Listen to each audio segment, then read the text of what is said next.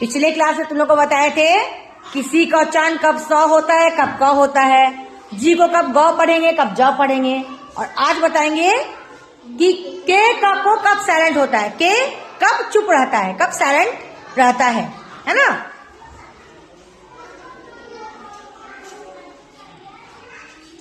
चुप।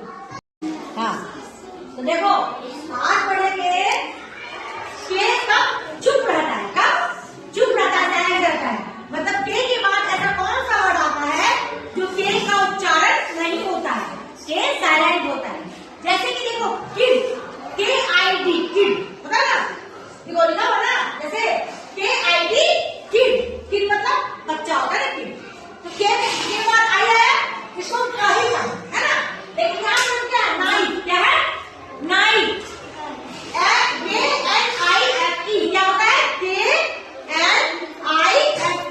लिखाता है के से, लेकिन इसको हम लोग नाई बोलते हैं, है ना, नाई बोलते हैं। इसको ढक के देंगे के नहीं भी होगा तो भी चलेगा, NIFE नाई, लेकिन लिखाता के है और बोलते हैं नाई।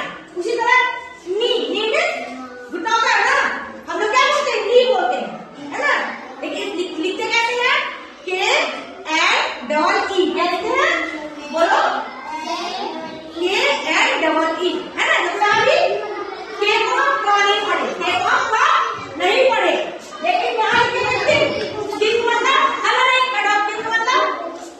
किंग मतलब क्या होता है, राजा होता है किंग मतलब, लेकिन लिखाता है KING किंग और बोलते भी क ही है, किंग बोलते हैं। तो हम लोग जानेंगे कि कब हम लोग के साथ के को क बोलेंगे और कब के को क नहीं बोलेंगे, ठीक है। देखो क्या है, जब किसी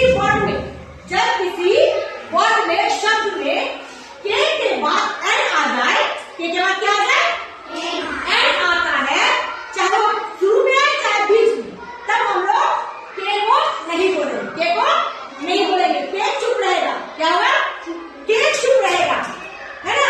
जैसे अननोन, नॉलेज, है ना, ये सब में के जो चुप रहेगा। क्यों रहा चुप, क्योंकि के बाद क्या आ गया, एन आ गया। के जो है एन से डरता है, क्या करता है, के एन से डरता है ना, वो चुप रहेगा।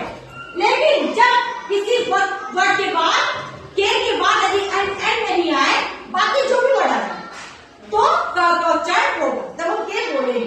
यदि के बाद बी आ जाए, एम आ जाए, आई आ जाए, ओ आ जाए, तो हम के को क बोलेंगे, है ना। लेकिन बस एन आ जाएगा तो के चुप रहेगा, है ना। देखो लिखा हुआ के बाद एन को छोड़कर कोई भी और लेटर आता है तो हम उसे के बोलेंगे, के बोलकर उच्चारण करेंगे। जैसे की मीन्स चाबी,